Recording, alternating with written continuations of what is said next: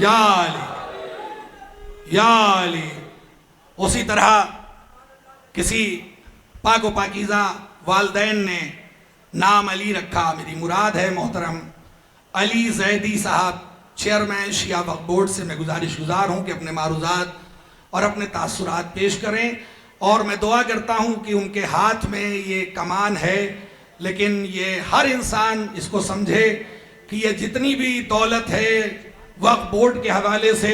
یہ کسی مرنے والے کی نہیں رہی، بلکہ اب یہ امام زمانہ کی ہے۔ اس کا تحفظ ہمارے لیے سب سے بڑی ذمہ داری ہے۔ اگر ایک اینٹ بھی چلی گئی تو روز محشر امام زمانہ کو جواب دینا ہوگا۔ میں اسی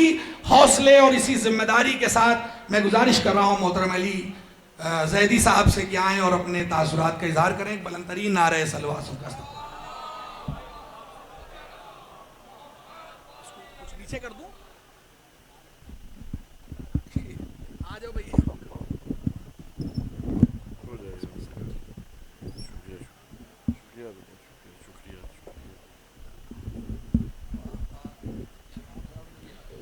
السلام علیکم ورحمۃ اللہ وبرکاتہ۔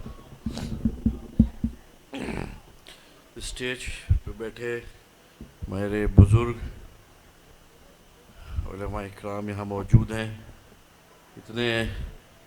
زبردست شعراء اکرام یہاں موجود ہیں، اس کے باوجود مجھے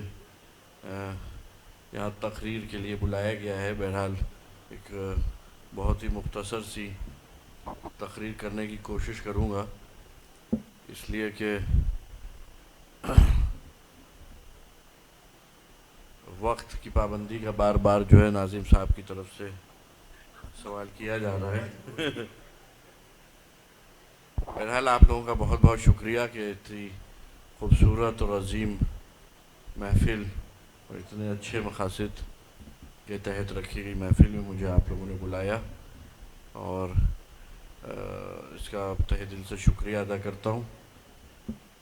اور بہرحال امام رضا علیہ السلام کے حوالے سے تو ابھی آپ اشعار اور منقبت اور سب سنتے چلے آ رہے ہیں۔ ابھی علماء اکرام بھی آپ کو ان کے حوالے سے، ان کی زندگی کے حوالے سے ان کی تقریر کریں گے۔ بہرحال جیسا کہ آپ جانتے ہیں کہ ہمارے تمام ائمہ کی طرح امام رضا علیہ السلام بھی اس دور میں پیدا ہوئے اور بڑے ہوئے کہ جو عباسی خلیفاؤں کا دور تھا، اور بہت ہی ظالم، شاطر اور ملعون قسم کے تھے وہ۔ بنی امیہ سے زیادہ عباسی خلیفاؤں کے دور میں ہمارے اماموں کے اوپر ظلم و ستم ہوا، ان کو قید میں رکھا گیا، اور بڑی تعداد میں ان کے خانوادوں کو ٹارگٹ کر کے دنیا کے ہر کونوں میں پھیلنے کے لیے مجبور کر دیا گیا، کہ جس کی آج جو ہے شکل میں ہندوستان میں بھی سادات امام رضا علیہ السلام کی نسل سے موجود ہیں۔ اور مشہد ہند جو سمانہ پنجاب میں کہا جاتا ہے، وہاں بھی امام زادوں کی قبر مبارک ہے۔ اور بہرحال جیسے کہ ناظم صاحب نے اوقاف کے سلسلے سے گفتگو کی، تو میں آپ لوگ سب جانتے ہیں کہ ایک لمبی لڑائی کے بعد مولانا سید کلب جواد صاحب قبلہ کی محنتوں اور مشقتوں، اور قوم نے، علماء اکرام نے جنہوں نے ان کا ساتھ دیا، ان کی محنت اور مشقتوں کے بعد وقف بورڈ میں پھیلے بھرشٹاچار، بدعنوانیوں کی لڑائی ہم جیتے، اور ان لوگوں کو ہم نے ہرایا۔ کبھی بھی دماغ میں یہ چیز مت رکھیے گا کہ جو دشمن کی طرف سے پروپیگنڈا پھیلایا جاتا ہے کہ انہوں نے وقف بورڈ کی لڑائی چھوڑ دی۔ وہ کل بھی لڑ رہے تھے ہم سے، وہ آج بھی لڑ رہے ہیں ہم سے، ہر طرح سے لڑ رہے ہیں، اور ان کا ساتھ دینے والے بھی تب بھی موجود تھے اور آج بھی موجود ہیں، ہر طرح سے موجود ہیں۔ وہی لوگ ہیں، آج وہ جانتے ہیں کہ ہم ان کو پہچانتے ہیں، تو وہ اپنی شکل میں اپنی بی ٹیم اور سی ٹیم کو ہمارے پاس بھیجتے ہیں. وہ سوچتے ہیں کہ ہماری تو دال نہیں گلنے والی ہے، لیکن شاید ان کی گل جائے اور ان کے راستے سے ہم اپنی ہانڈی پکا کے اور کھا لیں گے. لیکن آپ لوگ مطمئن رہیے کہ خداوند کریم نے اس بڑے سے سر میں چھوٹا سا ذہن ضرور دیا ہے کہ جو ایسے لوگوں کی جو ہے شناخت بہت اچھی طریقے سے کر لیتا ہے. اور انشاءاللہ میرے دور اختیار میں، دور اقتدار میں اوقاف کے سلسلے سے میری جو ذمہ داریاں ہیں اس سے میں آپ کو مطمئن کرانا چاہتا ہوں، لیکن آپ لوگوں کو بھی آپ کی ذمہ داریوں کا احساس دلانا چاہتا ہوں. جیسے کہ ہر تقریر میں اور ہر موقع پہ میں کہتا ہوں کہ جس طرح سے چوری دو طرح سے چلتی تھی وقف بورڈ میں، متولی کرتے تھے، چیئرمین کرواتا تھا، ممبر مل بانٹ کے کھاتے تھے، اسی طرح سے آپ کو اگر وقف کو بچانا ہے، تحفظ اوقاف کی لڑائی لڑنی ہے تو وہ بھی دو ہی طرف سے چلے گی. آپ کو بھی جو متولیان ہیں ان کو بھی ثابت قدم رہنا پڑے گا، ان کو بھی یہ سمجھنا پڑے گا کہ یہ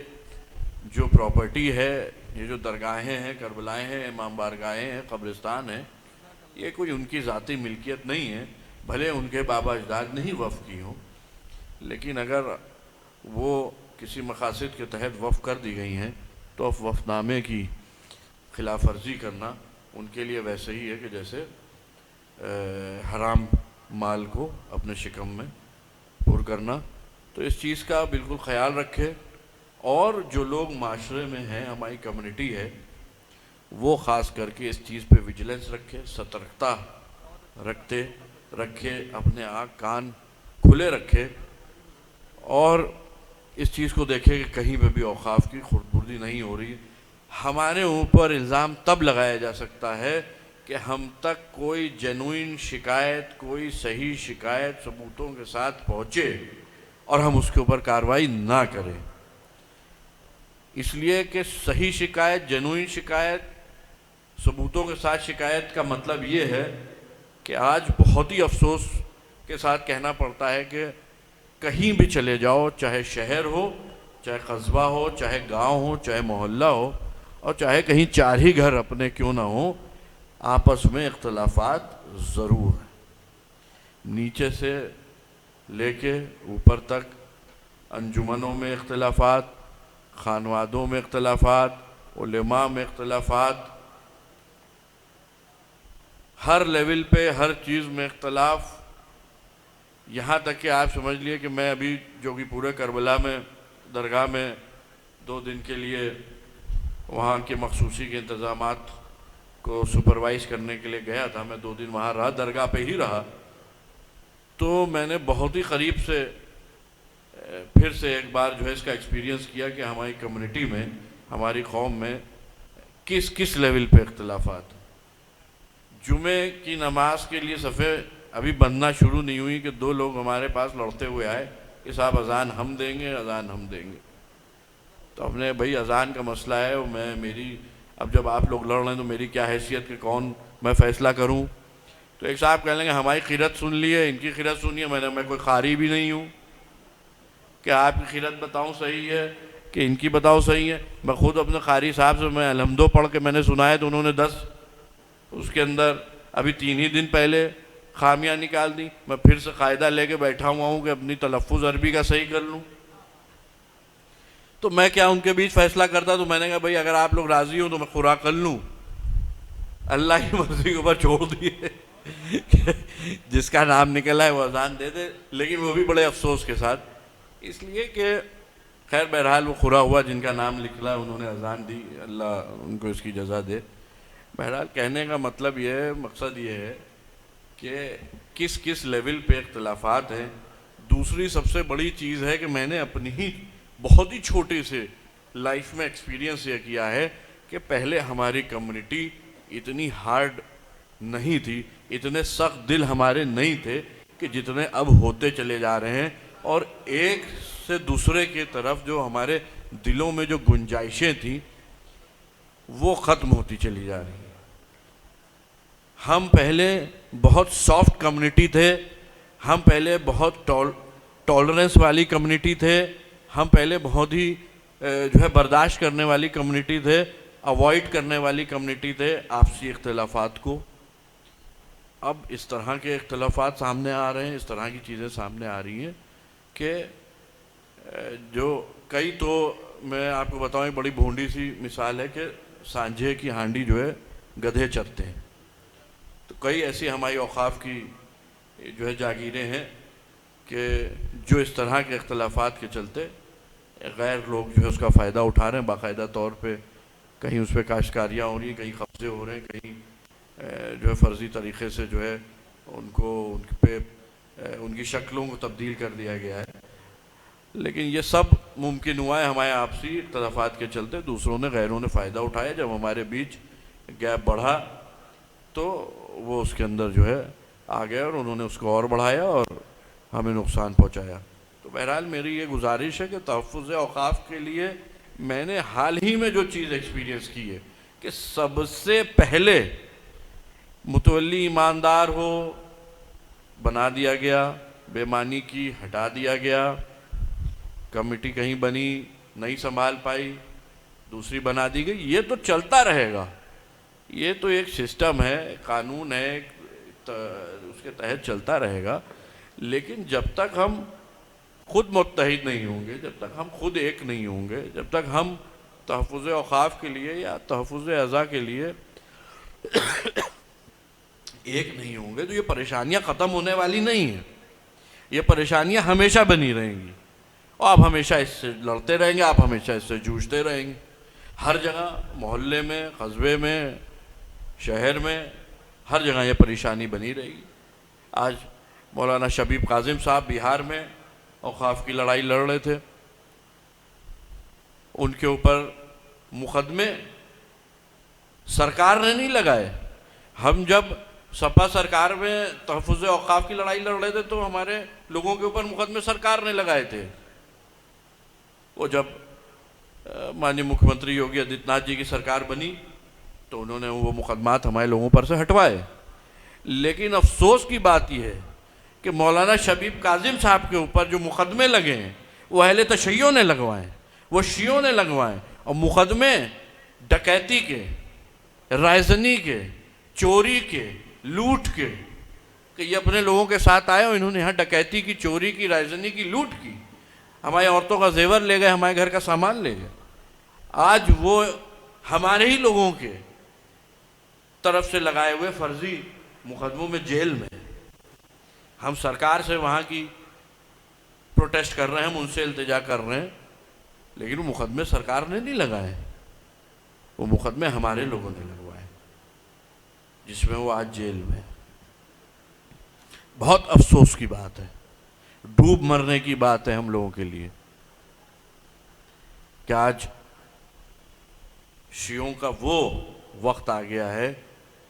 کہ ہمارے پاس ایک آواز کے پیچھے چلنے کی صلاحیت تک کے نہیں ہے، ہم اپنا اچھا برا تک کے نہیں جانتے، ہمارے اندر سیاسی شعور تک کے نہیں، ہم اپنا فائدہ تک کے نہیں دیکھ پا رہے کہ کہاں پہ۔ آج مولانا شبیب قاسم جیل میں، انشاءاللہ کل ضرور رہا ہوں گے۔ مولانا سید قلب جواد صاحب نے ان کی جو حکومت وہاں پہ ہے، ان کی پارٹی کے بڑے لیڈروں سے دلی میں ملاقات کی ہے، ان کو اپنا جو پروٹیسٹ ہے وہ درج کرایا ہے لکھ کے، اور انہوں نے امید یہ جتائی ہے کہ وہ وہاں مکھیہ منتری سے اور سب سے بات کر کے ان مسائل کو حل کرائیں گے۔ وہ بھی کوئی ذاتی اپنی جاگیر کے لیے نہیں لڑ رہے تھے، اور تحفظ اوقاف کے لیے لڑ رہے تھے، اور لوگوں نے ان کا ساتھ دیا، آج بھی لوگ ان کے ساتھ ہیں، لیکن ایک میجورٹی نے ان کا ساتھ چھوڑ دیا۔ اور یہ یاد رکھیے گا، میں آپ کو بتا دوں، اللہ سب کو ثابت قدم رکھے، اور ہر آدمی کو ہر وقت خوف خدا ہونا چاہیے، اور اپنی ذمہ داریوں کا، حلال اور حرام کا شعور ہونا چاہیے کہ وہ کیا کھا رہا ہے اور اپنے بچوں کو کیا کھلا رہا ہے، اور اس چیز کا احساس ہونا چاہیے کہ اللہ دیکھ رہا ہے، کیونکہ وہ کہتا ہے کہ اصل میں تم ہمارے حضور میں حساب دینے پر یقین رکھتے ہی نہیں ہو، اگر تمہیں یقین ہوتا تو تم اس طرح کے کام نہ کرتے، اگر تمہیں یقین ہوتا کہ تم ہمارے سامنے یوم آخر میں کھڑے کیے جاؤ گے اور تم سے حساب ہوگا تو تم ایسے کام نہ کرتے، لیکن تم ایسے کام کر رہے ہو، اس کی وجہ یہ ہے کہ تمہیں یقین ہی نہیں ہے کہ تم کسی دن ہمارے سامنے کھڑے کیے جاؤ گے اور تم سے حساب ہوگا۔ تو جب جزا اور سزا کا یقین ہی نہیں ہے تو انسان بے بہرا ہو کہ دہریوں کی طرح ہر طرح سے جو ہے حرام کاری کرے۔ صرف شراب پی لینا حرام غذا کھا لینا تھوڑی نہ ہے، صرف آج لوگ جو ہے حلال ہے کہ نہیں، لکھنؤ میں بھی ریسٹورنٹس میں جو بہت انٹرنیشنل چین کھل گئی ہیں وہاں کئی بار کاؤنٹرز پہ بحث کرتے ملتے ہیں، آپ کا چکن حلال ہے کہ حرام ہے؟ اب کہتا صاحب مشین کٹ ہے یہ وہ، تو اس پہ بحث کرتے کہ نہیں مشین کٹ کیسے حلال ہو گیا، یہ ہو گیا لیکن جو ہے یہ بھول جاتے ہیں کہ خود جو روزی جس پیسے سے جس نوٹ سے وہ خرید رہے ہیں وہ حلال ہے کہ حرام ہے۔ تو اسی طرح سے آپ یہ یقین مانیے کہ اوقاف کی طرف آپ کی جو ذمہ داری ہے قوم کی وہ اتنی ہی ہے جتنی ہماری ہے۔ آپ آج اوقاف کی طرف سے منہ موڑ لیں گے، آپ آج سوالات اٹھانا چھوڑ دیں گے، آج آپ امام بارگاہوں کی طرف دیکھنا چھوڑ دیں گے، ہم اپنی طرف سے جتنی محنت کر پائیں گے ہم کریں گے، آپ کی طرف سے جتنی اویئرنیس ہوگی، آپ جتنے مسائل لائیں گے ہم اتنے مسائل حل کرنے میں لگے رہیں گے، جو مسائل ہمارے سامنے آ جائیں گے ہم وہ حل کرنے میں لگے رہیں گے۔ آج آپسی تقریر لمبی ہو رہی ہے لیکن آج آپسی تعلقات کے چلتے، آپسی رواداریوں کے چلتے، آپسی رشتہ داریوں کے چلتے، ایک دوسرے کی منہ دیکھی چلتے لوگ گناہ میں شریک ہو رہے ہیں۔ جو چیز ان کو کسی طرح سے فائدہ بھی نہیں کر رہی ہے وہ گناہ میں شریک ہو رہے ہیں۔ کسی بھی علماء ہمارے بزرگ یہاں بیٹھے ہیں، میں آخری اپنی بات کہہ کے جو ہے اپنی تقریر کو ختم کروں گا اور پھر یہی دعا مانگتے ہوئے کہ اللہ سب کو جو ہے ثابت قدم رکھے۔ آپ سال میں ایک بار تو تجارت عاشورہ ضرور پڑھتے ہوں گے۔ عاشور کے دن جب آپ اعمال کرتے تو دھوپ میں، میدان میں، کہیں سکون سے سناٹے میں مصلی بچھا کے اس بار عاشور کے روز آپ زیارت عاشورہ پڑھیے گا اور پھر اس کے معنی پڑھیے گا۔ جب آپ اس کے معنی پڑھیں گے تو آپ کو پتہ چلے گا کہ کن کن طرح کے لوگوں پہ لعنت کی گئی ہے۔ لعنت کا جو دائرہ ہے وہ کتنا بڑا ہے۔ ان لوگوں پہ امام حسین علیہ السلام پہ، ان کے ساتھیوں پہ، ان کے بیٹوں پہ، ان کے اصحاب پہ، جن لوگوں نے کربلا میں ظلم و ستم کا دور ان کے اوپر چلایا، اس کے بعد اسیران کربلا کے ساتھ جو کیا، جو ہاتھ امام کے گلے پہ خنجر چلانے پہ میں شامل تھے، جو ان کے حکم دینے پہ شامل تھے، اس کے علاوہ جو لوگ کربلا میں امام سے لڑنے کے لیے موجود تھے، آمادہ تھے، ان کے علاوہ کن کن لوگوں کے اوپر لعنتیں گئیں۔ ان لوگوں کے اوپر بھی لعنت ہے کہ جنہوں نے ان کے گھوڑوں کو، سواریوں کو سیراب کیا، ان پہ زین لا دی، ان کے لیے راہ ہموار کی، خاموش رہ کے یا بول کے ان کا سپورٹ کیا، ان کو تقویت پہنچائی کسی بھی طرح سے، اور امام کے قتل کے لیے راہ ہموار کی کسی بھی طرح سے، ان سب کے اوپر لعنت ہے۔ اللہ اس لعنت کے دائرے سے ہم لوگوں کو محفوظ رکھے، کیونکہ اوقاف کے سلسلے میں بھی متولی بیچ رہا ہے، متولی بیچ رہا ہے، قوم خاموش ہے، رشتہ دار خاموش ہیں، راضی ہیں، اس لیے کہ صاحب وہ ہمارے رشتہ دار ہیں. جب ان کے اوپر کوئی بات آئی تو کہا صاحب دیکھیے وہ بھی تو بیچ رہے ہیں، آپ ان کو کچھ نہیں کہہ رہے ہیں، یا انہوں نے تو بھی بیچا تھا، آپ نے ان کو کچھ نہیں کہا، آپ کو صرف ہمیں ماموں نظر آ رہے ہیں، چچا نظر آ رہے ہیں، ابا نظر آ رہے ہیں، بھائی نظر آ رہے ہیں، انہوں نے بھی تو بیچا تھا. آج ہمارے پاس روز ایسے معاملے آتے ہیں کہ لوگ جو ہے اپنے رشتہ داروں کی، اپنے دوستوں کی پیروی میں ہمارے پاس اپلیکیشنز لے کے آتے ہیں، سورس لے کے آتے ہیں، بڑے بڑے سورس لے کے آتے ہیں. میں ان سے کہتا ہوں آپ فری میں گناہ بٹور رہے ہیں، غلط کام کی، غلط لوگوں کی سفارش بے فضول کا گناہ ہے، ان کا کسی طرح سے اس حرام کام میں، اس لوٹ میں ساتھ دینا بے فضول کا گناہ ہے. آپ کچھ نہیں کر سکتے، میں کہہ رہا ہوں آپ بالکل کمزور ہیں. آپ صرف 9 بجے جو اپنے ذریعہ معاش کے لیے نکلتے ہیں، وہ 5 بجے 6 بجے گھر آ جاتے ہیں اور پھر لیٹ کے سو جاتے ہیں. اپنا نماز روزہ، محرم میں عزاداری، رمضان میں روزہ رکھتے ہیں، سب کچھ کرتے ہیں، اچھے سے کرتے ہیں. آپ جو ہے بہت اپنے لحاظ سے اچھے مسلمان اور مولا کائنات کے ایک بہت اچھے شیعہ ہیں، بہت اچھی بات ہے. کم سے کم لیکن ایسے لوگوں کا اپنی زبان سے، اپنے عمل سے کسی طرح کا سپورٹ نہ کریے کہ جنہوں نے ماضی میں اوقاف بیچا ہے یا آج اوقاف بیچنے کے منصوبے بنا رہے ہیں، کسی طرح سے ان کا سپورٹ مت کریے. ان کا بائیکاٹ کریے کمیونٹی سے. ان کو اپنی محفلوں میں نہ بلائیے، ان کو اپنی شادیوں میں نہ بلائیے، ان کو کسی بھی تقریب میں نہ بلائیے اپنے گھر. ان کو احساس دلائیے، اور جب یہ اپنی غلطیوں پہ نادم ہو جائیں، جب یہ اللہ کی بارگاہ میں توبہ کر لیں، جب آپ کو لگے کہ یہ توبہ کر چکے ہیں اور اوقاف سے دور ہو چکے ہیں کسی بھی طرح، تب کہیں اپنے دل میں ان کے لیے کوئی گنجائش پیدا کریے گا. آپ کے اوقاف کو، آپ کی میراث کو کوئی باہر والے نے آ کے نہیں لوٹا ہے،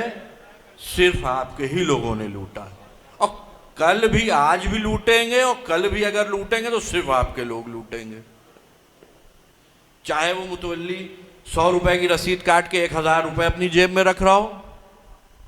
چاہے 5 لاکھ روپے لے کے کسی زمین پہ قبضہ کرائے دے رہا ہو، کہیں 10 لاکھ روپے لے کے آپسی ساٹھ گاٹھ میں مقدمہ ہارا جا رہا ہو کورٹ میں. ہر طرح کی طریقہ کار جو ہے متولی لوگ اپناتے ہیں اوقاف کو نقصان پہنچانے کے لیے. بہرحال ہم لوگ جو ہے حتی الامکان جتنی کوشش ہے کہ اپنے دور اقتدار میں جو ہے کسی طرح کے اوقاف کو نقصان نہ پہنچے،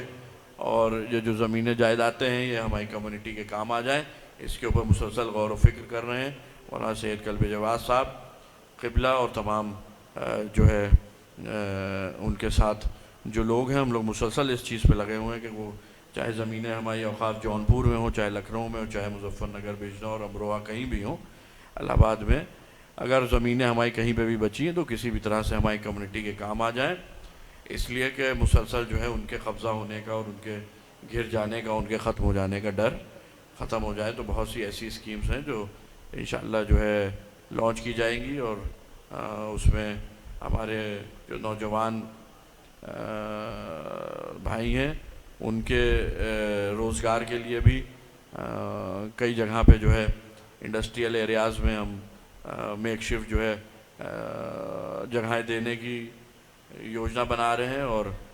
بہت ہی رعایتی قیمتوں پہ زمین کو بالکل مفت کر کے اور بہت ہی منیمم کنسٹرکشن کاسٹ لے کے ان لوگوں کے لیے کہ جو شہروں میں رہ رہے ہیں اور ان کے پاس اپنا مکان نہیں ہے، اور آج وہ جو 6000 8000 روپے مہینے کا کرایہ دے رہے ہیں اور پرائیویٹ نوکریاں کر رہے ہیں، تو وہ ان کے بجٹ کو بہت ہی ایک بڑا نقصان پہنچا رہا ہے. تو ان کو ہم ان کا پہلا مکان جو ہے پرووائڈ کرنے کے لیے یوجنا بنائی ہے ہم نے. انشاءاللہ کئی جگہیں چنت ہو گئی ہیں، رکاوٹیں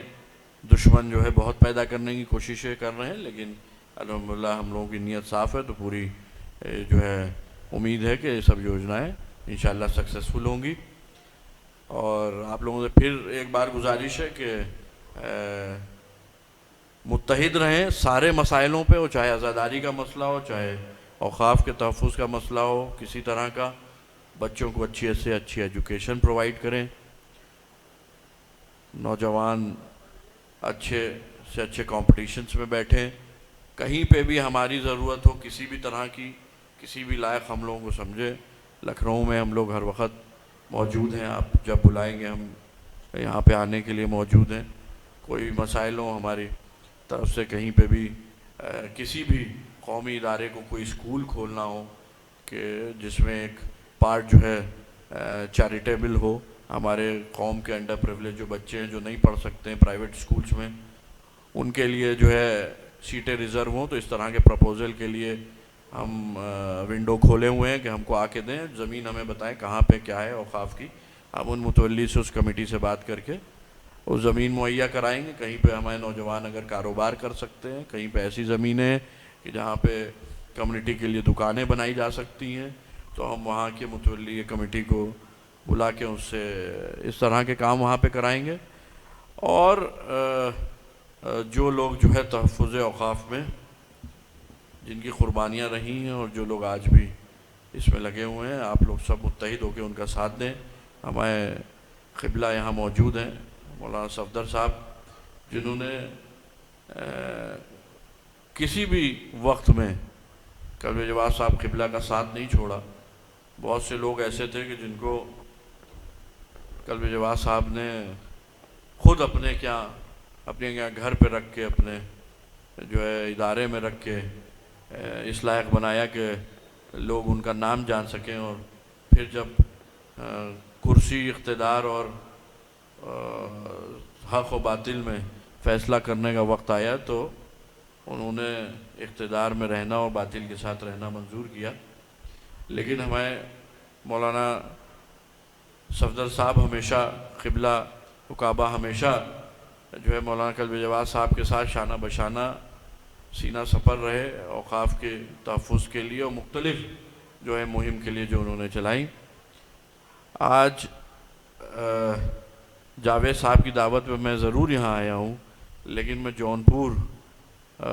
دوبارہ آیا ہوں، اور جب بھی آتا ہوں تو صرف جو ہے قبلہ کی محبت مجھے یہاں کھینچ کے لاتی ہے، اور میں ان کا بہت شکر گزار ہوں، ان کی محبت کا، ان کی عزت افزائی کا، کہ وہ مجھے جو ہے یہاں ہمیشہ بلاتے اور میری پذیرائی کرتے ہیں۔ بہت بہت شکریہ۔ یہاں بیٹھے جتنے بھی علماء اکرام ہیں ان کا بہت بہت شکریہ، شورا اکرام کا بہت بہت شکریہ، آپ لوگوں کا بہت بہت شکریہ کہ جنہوں نے اتنی لمبی تقریر میری سنی، اور یہ اور بھی لمبی ہو سکتی تھی لیکن خیر دامن وقت میں گنجائش نہیں ہے، اس لیے والسلام۔